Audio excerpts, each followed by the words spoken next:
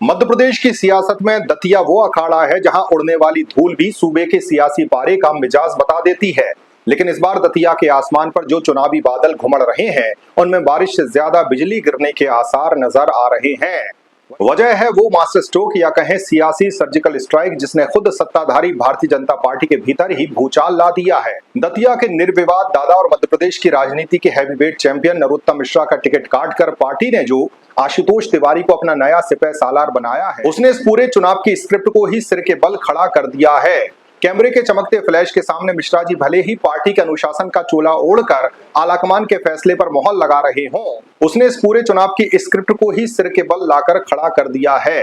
कैमरे के चमकते फ्लैश के सामने मिश्रा जी भले ही पार्टी के अनुशासन का चोला ओढ़कर आलाकमान के फैसले पर मोहर लगा रहे हों और रूठे कार्यकर्ताओं को मनाने का दावा कर रहे हों, लेकिन जमीन पर हकीकत कुछ और ही कहानी चीख चीख कर बताती नजर आ रही है। हकीकत यह है कि नरोत्तम मिश्रा के कट्टर समर्थकों के सीने में सुलगती बगावत की आग आशुतोष तिवारी के चुनावी रथ के पहियों को रोक सकती है, इस तरह के संकेत मिल रहे हैं। फिलहाल दतिया का ये रण भाजपा बनाम कांग्रेस से ज्यादा भाजपा बनाम भाजपा की थ्रिलर फिल्म की तरह नजर आ रहा है। वहीं पड़ोसी के घर में मचे इस घमासान को कांग्रेस बड़े ही इत्मीनान से अपनी राजनीतिक बिसात बिछाने के लिए इस्तेमाल कर रही है।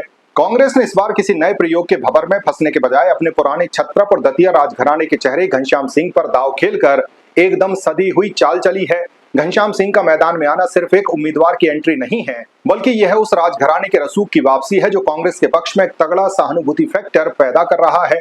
लेकिन कांग्रेस की सबसे बड़ी ताकत इस बार उसकी फेविकॉल जोड़ वाली भीतरी एकजुटता है। अयोग्य घोषित हुए राजेंद्र भारती ने जिस तरह से पहले ही अपनी ढाल नीचे करते हुए ऐलान कर दिया है कि पार्टी का सिंबल जिसे मिलेगा वो उसके लिए पूरी ताकत झोंक देंगे, उसने कांग्रेस को उस गुटबाजी के वायरस से पूरी तरह से सुरक्षित कर लिया है जिसने फिलहाल बीजेपी को वेंटिलेटर पर जाकर रख दिया है। अब जरा दतिया के उस जातीय चक्रव्यूह का एक्सरे कर लेते हैं जो पूरी लड़ाई का असली रिमोट कंट्रोल है।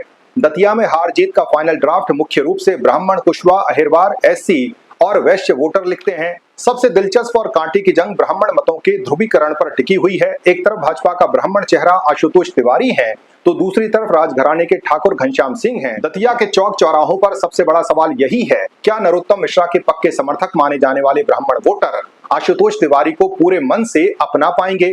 अगर नरोत्तम मिश्रा के समर्थकों की नाराजगी ईवीएम तक पहुंच गई तो भाजपा का गढ़ ढहना तय है। इसके साथ ही 2023 के विधानसभा चुनाव में भाजपा का जो पारंपरिक कुशवाहा और एससी वोट बैंक दरका था, कांग्रेस उसे इस बार भी अपने पाले में पक्का करने में जुटी हुई है, जुगत लगा रही है। लेकिन इस पूरी कहानी में कबाब में हड्डी बनकर आए हैं एएसपी के दामोदर यादव, जो महज हाजिरी लगाने के लिए चुनावी मैदान में नहीं है बल्कि उस साइलेंट दलित और ओबीसी वोट बैंक में सेंध लगाने की तैयारी कर रहे हैं जो सीधे सीधे कांग्रेस के पक्के गणित में डेंट मार सकता है। तो कुल मिलाकर दतिया का ताजा सियासी मीटर चेक करें तो रणनीति, शांति और एकजुटता के मोर्चे पर कांग्रेस का पलड़ा फिलहाल तो भारी नजर आ रहा है।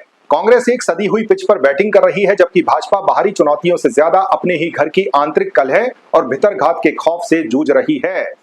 बीजेपी के उम्मीदवार आशुतोष तिवारी के लिए यह महज एक चुनाव नहीं है बल्कि आग का दरिया है और उनकी जीत अब पूरी तरह से इस बात पर निर्भर है कि भाजपा का संगठन नरोत्तम मिश्रा के आहत कुनबे पर कितनी जल्दी कूलिंग पैड रख पाता है।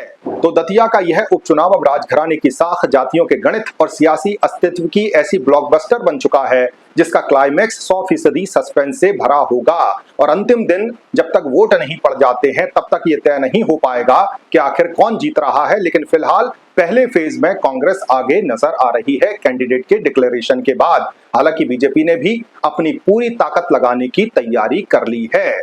बहुत बहुत शुक्रिया, लगातार आप देखते रहिए अखिलेश।